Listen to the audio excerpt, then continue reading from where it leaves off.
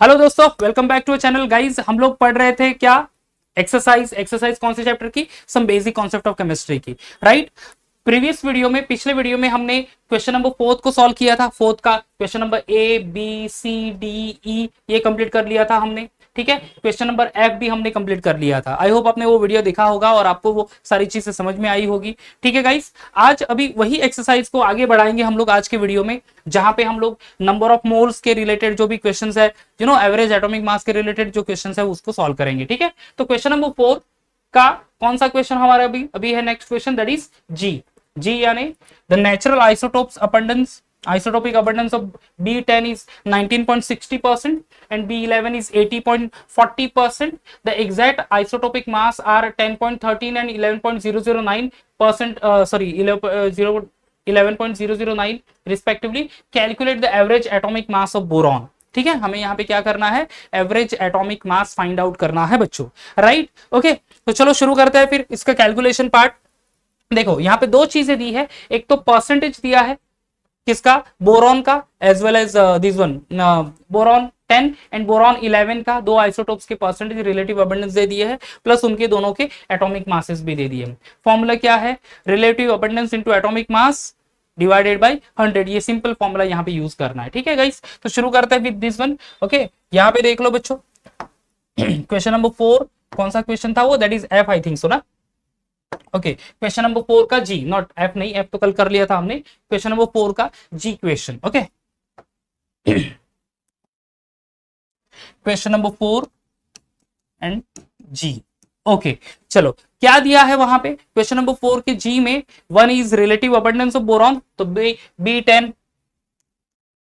का atomic mass दे दिया है, दैट इज 10 पॉइंट समथिंग, कुछ कितनी वैल्यू है? I'll see over here. Okay, B10 का 10.13 एंड 11.009, ठीक है। 10.13 है एक, दैट इज 10.13 एंड B11 का एटॉमिक मास 11.009। ओके, उनका अबंडेंस भी दे दिया है। तो यहां पे फॉर्मूला क्या होगा बच्चों? Average atomic mass of boron is equal to relative abundance of boron into molar masses या फिर एटॉमिक मास। तो atomic mass of B10 is 10.13 into वो B10 का परसेंट कितना है देख लेते हैं यहाँ पे क्वेश्चन में। ओके, B10 19.60% है, कितना है? 19.60। ओके, एंड 80.40% B11 है, तो 19.60 है।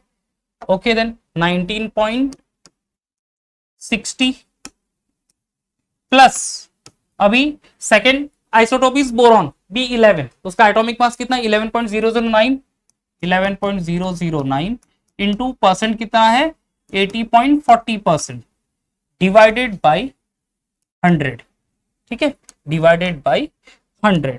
अब ये है एक्चुअली फॉर्मूला, जो भी atomic mass into its abundance plus atomic mass of that isotopes into its abundance divided by 100। अगर आप कैलकुलेट कर लो विद दिस वैल्यू ओनली, कितना है वो abundance? That is see 10.13 into 19.60, right, plus 11.009 into कितनी वैल्यू है? 80.40, okay, divided by 100। So the value आती है 10.83, 10.83। Okay, so this is the average atomic mass. अगर आप ये देख लो, दैट इज आंसर। कितना आंसर दिया है? The answer is of G 10.81, जो हमारा आंसर क्लोज है actually. So this is the way to find out the answer, that is 10.81। समझ में आ रहा है? Okay, if you go for the calculation, आपको देख सकते हैं यहाँ पे क्या है एवरेज एटॉमिक मास, जो relative abundance of B10 isotopes into its atomic mass into it's isotope abundance plus atomic mass of B11 into its relative abundance divided by 100, तो आपको ये एवरेज एटॉमिक मास मिल जाएगा बच्चों। समझ में आ गया प्रोसेस किस तरह से सॉल्व करना है? अंडरस्टूड? ओके, तो क्वेश्चन नंबर 4 का जी भी कंप्लीट कर लिया हमने। Now will go ahead for the question number 4 का next question. Okay, that next question देख लेता है पहले, या 4 का H, क्या है, calculate convert the following degree Celsius temperature two degree Fahrenheit. ठीक है, degree Celsius two degree Fahrenheit किस तरह से करते हैं बच्चों, फॉर्मूला क्या है, degree Fahrenheit is equal two degree Celsius 9/5 into degree Celsius plus 32, बराबर है ना, 9/5 डिग्री सेल्सियस प्लस 32। कितना टेम्परेचर है देख लेता हूं, 40 डिग्री सेल्सियस है एंड 30 डिग्री सेल्सियस है, इसको हमने डिग्री फ़ारेनहाइट में कन्वर्ट करना है। ओके, फोर्थ का एच क्वेश्चन, ए में 40 डिग्री एंड बी में 30 डिग्री। ओके, चलो क्वेश्चन नंबर 4 का एच इट कंटेनिंग ए, जहां पे degree Celsius is 40 degree Celsius, that I have to convert into क्या, डिग्री फ़ारेनहाइट। फॉर्मूला क्या है बच्चों डिग्री फ़ारेनहाइट का, degree Fahrenheit is equal to 9/5 into degree Celsius plus 32, ये formula है बच्चों, right, 9/5 into degree Celsius plus 32। अब देखो ये 9/5 into degree Celsius that is into 40 plus 32। Okay, 8 5 are 40, तो 9 इंटू 8 कितना हो जाएगा, 72, 72 प्लस 32, 2 2 4 एंड 7 10 104। ओके, तो हियर डिग्री फ़ारेनहाइट ये हो जाएगा 104 डिग्री फ़ारेनहाइट। ओके बच्चों, तो 40 degree Celsius is equal to 104 degree Fahrenheit. चलो एक तो कंप्लीट हो गया, now will move ahead for the other one, जिसमें कि बी पोर्शन है।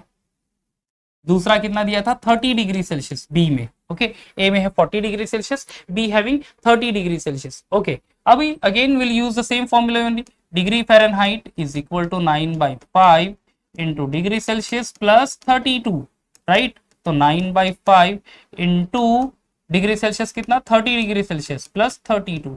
ओके, अब ये कितना आ जाएगा, 5 6 13, 9 6 54 प्लस 32, 4 2 6 5 3 8, 86 डिग्री फ़ारेनहाइट। ओके बच्चों, तो देखो तो दोनों answer, 40 degree Celsius is equal to 104 degree Fahrenheit and 30 degree Celsius is equal to 86 degree Fahrenheit, correct है ना। ओके, चलो तो देख लेते हैं आंसर क्या है, 104 एंड 86 है कि नहीं। 104 degree Celsius, 86 degree Fahrenheit and 86 degree Fahrenheit. ठीक है बच्चों, क्लियर हो गया ये चीज।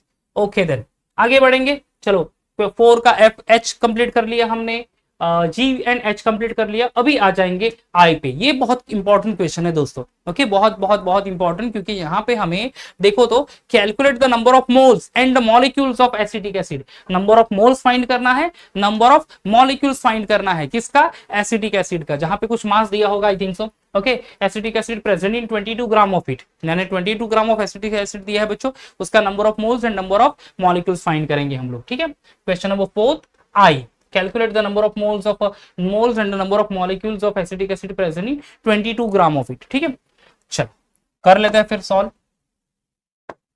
या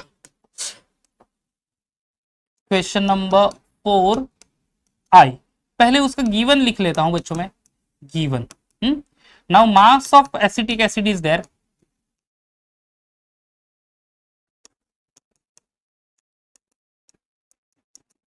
कितना दिया है, 22 gram, right, 22 gram of acetic acid वहां पे दिया है बच्चों।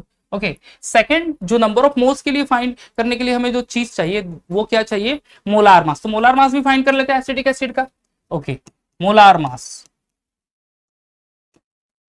अब देखो एसिटिक एसिड का फॉर्मूला क्या है, CH3COOH, यानी यहाँ पे 2 कार्बन है, एक 2 कार्बन एटम, हाइड्रोजन कितने, 3+1 4 हाइड्रोजन, एंड ऑक्सीजन कितना है बच्चों, 2 ऑक्सीजन, समझ में आ रहा है।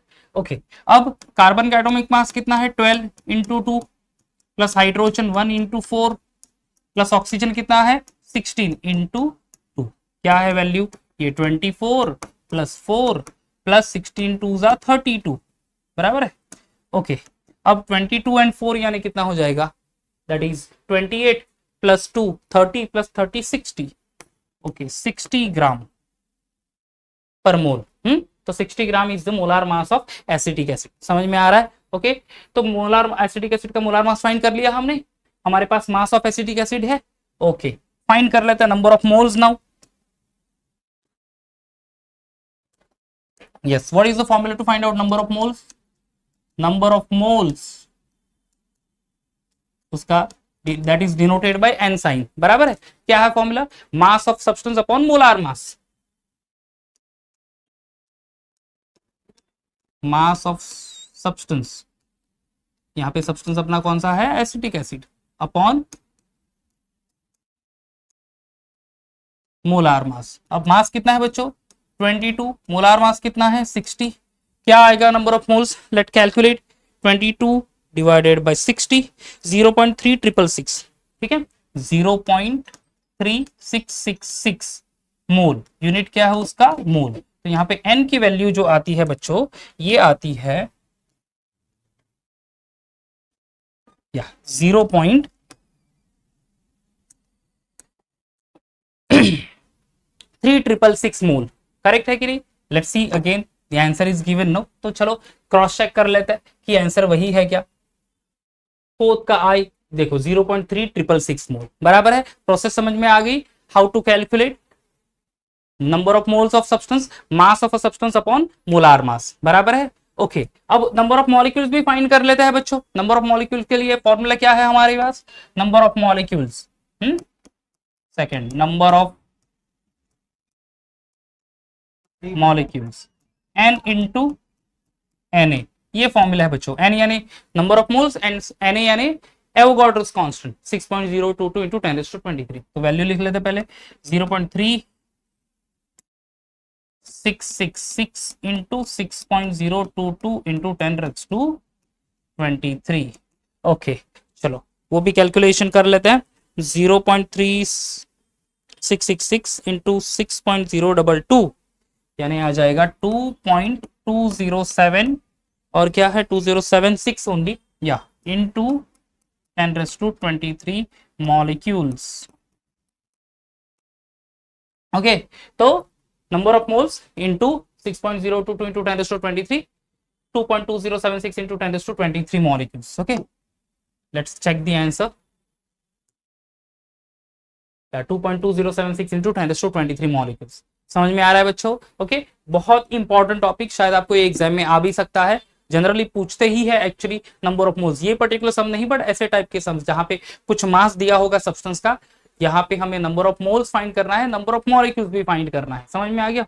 अब यही तो एक क्वेश्चन है जहां पे मास of a substance is given, कभी कभार वॉल्यूम देंगे आपको और वॉल्यूम से आपको नंबर ऑफ मोल्स फाइंड करने के लिए बोलेंगे, राइट? जैसे कि ये देख लो, या आई थिंक सो, या यहाँ पे दिया है calculate the mass of potassium, नहीं one question is there actually, yes. तो वो आई थिंक कैलकुलेट या वन क्वेश्चन इज देयर जहां पे वॉल्यूम दिया है and then you need to find out the number of moles, तो वो भी हम लोग सम कर ही लेंगे। चलो सीक्वेंस वाइज जाएंगे। फिर हमने कंप्लीट कर लिया जी, आई, एच, आई भी कंप्लीट कर लिया। अब चले जाते हैं जे क्वेश्चन की तरफ, that is 24 gram of carbon react with some oxygen to make 88 gram of carbon dioxide. Find out how much oxygen must have been used. Okay oxygen कितना यूज हुआ है, क्वेश्चन को अच्छे से समझ लेते हैं। First of all 24 gram of carbon, 24 gram carbon है, रिएक्ट विथ सम ऑक्सीजन, कुछ ऑक्सीजन के साथ रिएक्ट हुआ, there is a formation of a carbon dioxide, और वो कार्बन डाइऑक्साइड कितना फॉर्म हुआ? 88 ग्राम। ठीक है, कितना फॉर्म हुआ है? 88 ग्राम। तो फिर यहाँ पे कितना ऑक्सीजन यूज हुआ है, that we have to write over that. ठीक है यार, we have to find out over that. चलो let's see, will solve the questions, that is J. Okay question number 4 J. अब यहां पे carbon is reacting with oxygen, there is a formation of CO2। पहले reaction लिख लेते हैं। देखो carbon है, right, in a solid state reacting with O2 in a gaseous state,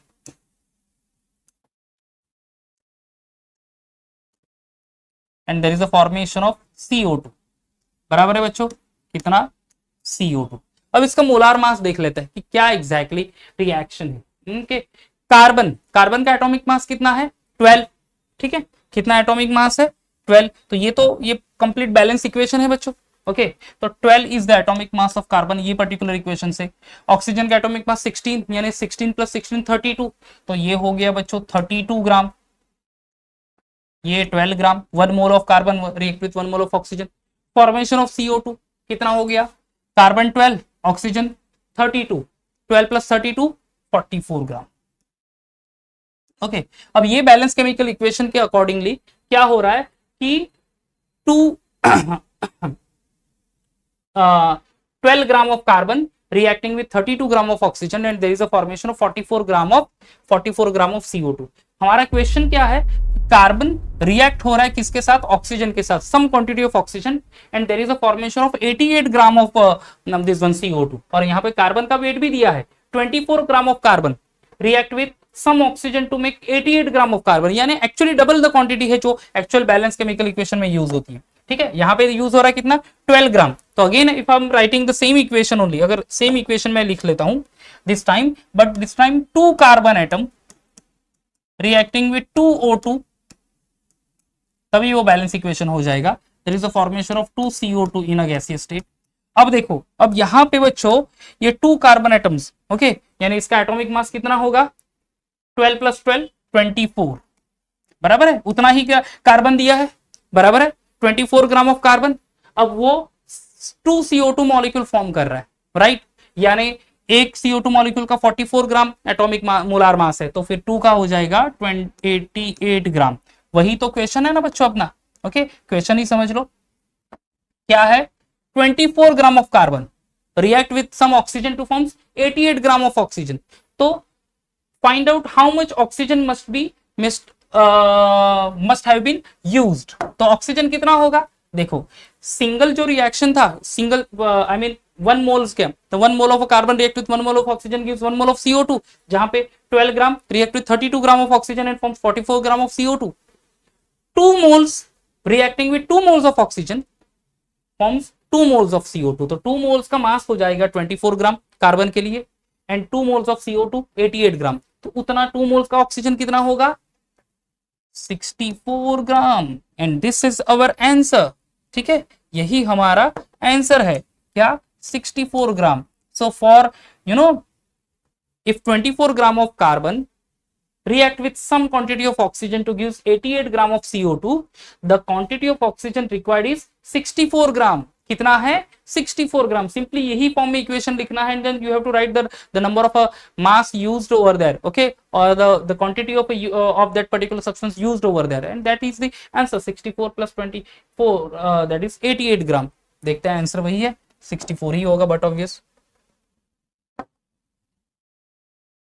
64.0 correct. समझ में आ गया। तो यहाँ पे आपको बैलेंस केमिकल इक्वेशन लिखना जरूरी है, ठीक है, तभी हम लोग वो उस पर्टिकुलर क्वेश्चन का आंसर लिख सकते हैं। ओके देन आगे बढ़ेंगे। Calculate the number of atom in each of the following cases. Number of atoms find करना है each of the following cases. ठीक है, एक तो दे दिया है that is 0.4 mole of nitrogen. Okay, nitrogen का नंबर ऑफ मोल्स दे दिया है, आपको नंबर ऑफ एटम्स फाइंड करना है, एंड 1.6 ग्राम ऑफ सल्फर, बराबर है। ओके, तो मोल्स दे दिया, तो नंबर ऑफ एटम्स क्या करेंगे, मोल्स इनटू एवोगाड्रोस नंबर, बराबर है ना, moles into Avogadro's number. Okay, तो पहला तो क्वेश्चन क्या है, that is 0.4 mole, 0.4 mole into, okay, so calculate the number of moles. यहाँ पे कैलकुलेट कर लेते हैं, कौन सा क्वेश्चन है, के क्वेश्चन। कितना मोल्स है ऑफ नाइट्रोजन है, that is 0.4 mole of nitrogen है, राइट। दो क्वेश्चन है उसमें, के का A, that we need to solve. Okay,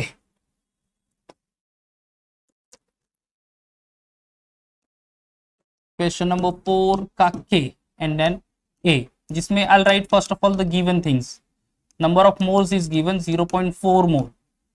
okay, हमें मुझे नंबर ऑफ एटम्स फाइंड करना है, right.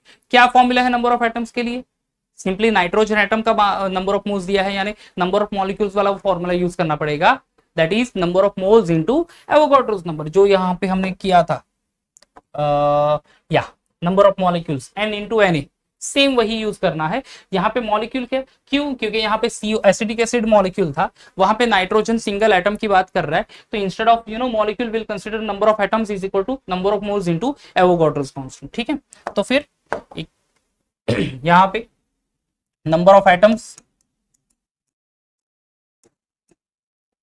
Of nitrogen N into N, N की वैल्यू है बच्चों 0.4 इंटू एन है 6.022 इंटू 10⁻23। यस, लेट कैलकुलेट, कितना वैल्यू आता है, 0.4 into 6.022 double two into 10⁻23. The correct answer is 2.4088 into 10⁻23 atoms of nitrogen. ठीक है, this many atoms 2.4088 into 10⁻23 atoms. ये एक हो गया about the number of atoms. अब दूसरा भी क्वेश्चन है उसी में. Okay, that is B question is there. B question क्या है, let read first of all, और उसके बाद फिर उसको भी सॉल्व कर ही लेंगे. क्वेश्चन के का बी, उसका आंसर कितना था, ए का 2.4088 इंटू 10⁻23. और आंसर इज करेक्ट. ओके, अब calculate the number of atoms. पहला तो नंबर 0.4 मोल ऑफ नाइट्रोजन वो कंप्लीट कर लिया हमने. अभी 1.6 gram of sulphur. Okay, 1.6 gram of sulphur. अब देखो बच्चों, नंबर ऑफ एटम फाइंड करना है. नंबर ऑफ एटम्स फाइंड करने के लिए हमें ये जो मास ऑफ सल्फर दिया है उसको नंबर ऑफ मोल्स में कन्वर्ट करना पड़ेगा. समझ में आ रहा है, नंबर ऑफ मोल्स में. क्योंकि पहले केस में क्यों नहीं किया, यहाँ पे 0.4 mole of nitrogen already number of moles दिया ही है. नंबर ऑफ मोल्स को नंबर ऑफ एटम्स या मॉलिक्यूल में कन्वर्ट करना था. In this case mass of a sulphur is given. उस मास ऑफ अ सल्फर को नंबर ऑफ मोल्स में कन्वर्ट करना पड़ेगा. यानी 1.6 ग्राम है तो वो कितना मोल्स हो जाएगा, and then number of moles से with the help of that only we'll find out number of molecules. okay, तो दो कैलकुलेशन करने पड़ेंगे. यहाँ पे सल्फर का मास कितना दिया है, 1.6 ग्राम. ओके, सो गिवन थिंग्स यहाँ पे नोट करेंगे. बी में मास ऑफ सल्फर 1.6 ग्राम, और उसका एटॉमिक मास कितना है बच्चों, atomic mass of sulphur 32. Okay, 32 gram only. चलो, अब एटॉमिक मास ही यूज करेंगे क्योंकि सल्फर एक सिंगल एलिमेंट है तो मोलार मास नहीं होगा. अब फॉर्मूला तो नंबर ऑफ मोल्स के लिए वही है, N is equal to mass upon molar mass. Okay, अब मास है बच्चों 1.6, मोलार मास है 32, तो फिर नंबर ऑफ मोल्स कितना आ जाएगा, देखो 1.6 डिवाइडेड बाय 32. ओके, 0.05. अब n की वैल्यू तो हमें यहाँ पे मिल जाएगी, या मिल गई एक्चुअली, दैट इज 0.05 मोल. अब यही नंबर ऑफ मोल्स को हमें नंबर ऑफ एटम्स में कन्वर्ट करना है, राइट.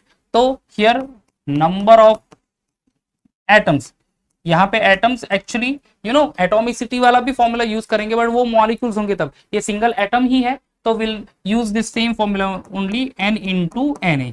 n की वैल्यू है 0.05, Na है 6.022 इंटू 10⁻23. सिंपली 0.05 को मल्टीप्लाई करेंगे 6.022 से तो आ जाएगा 0.3011 इंटू 10⁻23. ये इतने नंबर ऑफ मॉलिक्यूल एटम्स है सल्फर के. तो पहले नंबर ऑफ मोल्स दिया था, सीधा हमें number of atoms find out कर लिए. बट यहाँ पे मास ऑफ अ सल्फर दिया है 1.6, तो उसको पहले हमने नंबर ऑफ मोल्स में कन्वर्ट किया, and then number of moles को हमने कन्वर्ट कर दिया इनटू नंबर ऑफ मॉलिक्यूल्स. क्या है value, that is 0.3011 into 10⁻23 number of molecules, और you can say in case of a sulphur it is atoms only. Okay, then clear हो गया ये चीज. Now we'll go for the next question. The next question is, okay, ये देखो L, question number 4 का L. 2 gram of metal burn in oxygen to give 3.2 gram of its oxide. ठीक है, 1.4 ग्राम of same metal heated with the steam gave 2.27 gram of its oxide. Okay, which law is verified by this data? कौन सा law verified कर रहा है ये data से, ठीक है, that we need to find out over here. Okay, कौन सा क्वेश्चन है, that is question number L. No, okay. तो गाइस यहाँ पे देख लो दैट मेटल, कौन सा वाला particular metal react with oxygen. Okay, fourth का L.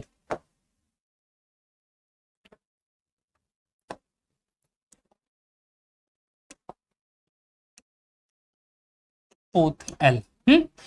क्वांटिटी वापस से देख लेंगे एक बार. See here, that is 2 gram of metal gives 3.2 gram of its oxide. Metal oxygen के साथ रिएक्ट हो रहा है, मेटल का मास कितना है 2 ग्राम, और वो ऑक्साइड कितना फॉर्म कर रहा है, मेटल ऑक्साइड 3.2 ग्राम, राइट. इसका रेशियो फाइंड आउट कर लेते पहले. चलो, the ratio of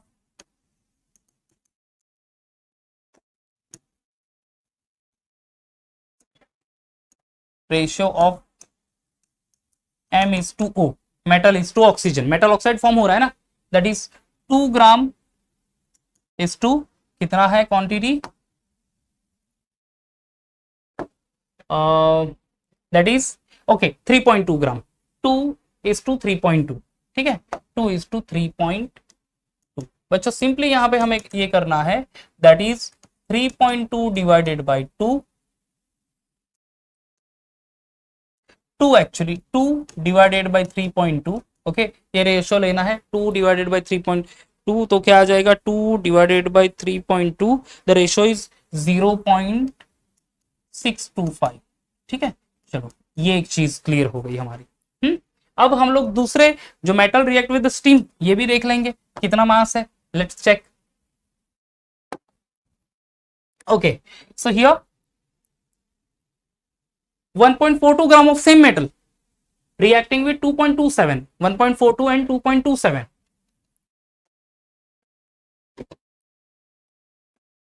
ratio of M by O 1.42 is to 2.27, right। अब देखो कितना होगा, दैट इज 1.42 डिवाइडेड बाई 2.27, क्या आएगा answer, let's see.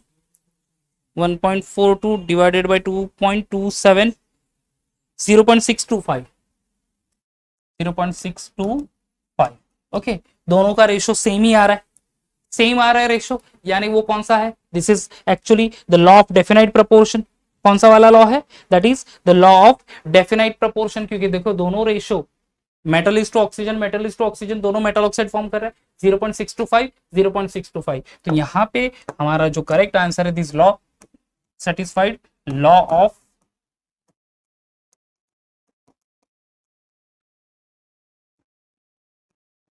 Definite proportion.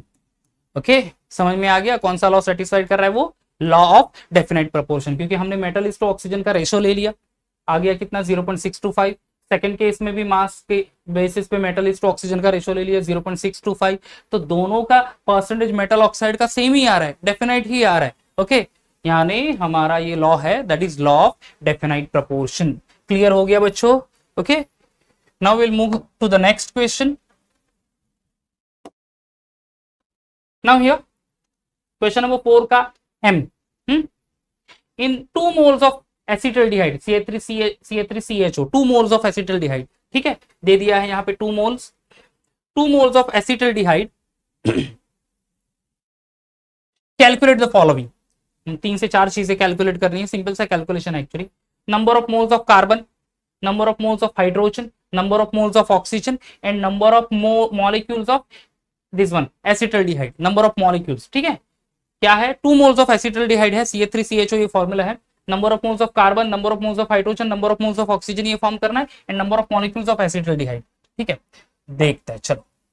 अब सी हियर, ये हमने L क्वेश्चन तो कंप्लीट कर लिया, अब हमारे पास M क्वेश्चन है, राइट। क्वेश्चन नंबर 4 का M, ओके हमारे पास है 2 मोल्स ऑफ एसिटल्डिहाइड। एसिटल्डिहाइड का फॉर्मूला क्या है, CH3CHO, ओके क्या है बच्चों, CH3CHO, this is the formula of acetaldehyde, okay. अब हमें क्या फाइंड करना है, number of moles of carbon, number of moles of hydrogen, number of moles of oxygen. देखते हैं अब number of moles of carbon. अब बच्चों इसमें कितने, देखो एक मॉलिक्यूल में कितने कार्बन के एटम्स है, एक मॉलिक्यूल में 1 + 1 2 बराबर है, तो 2 and 2 मोल्स है, तो कार्बन कितने हैं, C2 × 2, तो करेक्ट आंसर इज 4 मोल। समझ में आ रहा है, सिंपल सा क्वेश्चन है ये, number of moles of carbon find करना है। अब एक मॉलिक्यूल में या फिर 1 मोल में 2 मोल्स ऑफ कार्बन, क्योंकि 2 कार्बन के एटम्स है, 1 + 1 2 कार्बन एटम। समझ में आ रहा है, okay. Total number of moles कितने हैं 2, तो 2 × 2 दैट इज इक्वल टू 4, तो कार्बन का मोल आ जाए 4। अब देखो number of moles of hydrogen, hydrogen देख लेते हैं। हाइड्रोजन सिंगल मॉलिक्यूल में कितने हैं देखते हैं, 3 + 1 4 H3 एंड एक H इधर है, तो दैट इज 4 ओनली, ओके। अब 4 है, 4 × 2 मोल्स, 2 मोल्स में देखना है हमें, तो 4 into 2 that is equal to 8 mole. तो ऑक्सीजन के सॉरी हाइड्रोजन के मोल कितने आ जाएंगे 8 मोल। बच्चों अभी number of moles of oxygen, okay अब एक मॉलिक्यूल में कितने ऑक्सीजन है 1, okay total number of moles are 2, 1 into 2 यानी 2 मोल। तो number of moles of oxygen are 2 mole, ठीक है। तो number of moles of carbon 4 mole, number of moles of hydrogen 8 mole and number of moles of oxygen 2 mole. अब हमें number of CH3 CHO molecules find करने, number of molecules of CH3 CHO, number of molecules of CH3 CHO, right, acetaldehyde के molecules find करने, okay. अब formula तो number of molecules के लिए क्या है N इंटू Na। अब कितने मोल्स है एसिटिक एसिड के एसिटिल्डिहाइड के 2 moles, 2 into 6.022 into 10⁻23 12.044 into 10⁻23 molecules या फिर 1.2044 इंटू 10⁻24 मॉलिक्यूल्स। ये है बच्चों इसके आंसर्स, बराबर। सिंपली फॉर्मूला लिखना है 2 मोल्स है तो कितने कार्बन एटम इंटू जितने भी नंबर ऑफ मोल्स दिए उससे मल्टीप्लाई करना है उन्हें। तो कार्बन के मोल्स, हाइड्रोजन के मोल्स, ऑक्सीजन के moles and number of molecule के लिए तो फॉर्मूला कॉमन है N इंटू Na। 2 मोल्स तो ऑलरेडी दे दिया है इंटू Na, तो 12.044 इंटू 10⁻23 मॉलिक्यूल्स या फिर 1.2044 इंटू 10⁻24 मॉलिक्यूल्स ऑफ एसिटिल्डिहाइड। गाइस यहाँ पे हम लोग इस वीडियो को एंड करेंगे, राइट। अब जो रेस्ट ऑफ द पार्ट है वो नेक्स्ट वीडियो में हम लोग करेंगे, क्योंकि हमने नंबर ऑफ क्वेश्चंस कौन कौन से सॉल्व कर लिए। यहाँ पे नंबर ऑफ क्वेश्चन सॉल्व कर लिए हमने, आई थिंक सो के से स्टार्ट किया था, राइट नहीं एक्चुअली या जी से स्टार्ट किया था, GHIJK and L even M, ये पार्ट कंप्लीट कर लिया। So this part is left NOPQR and fifth question ये हम लोग नेक्स्ट वीडियो में सॉल्व करेंगे गाइस। तब तक बाय बाय।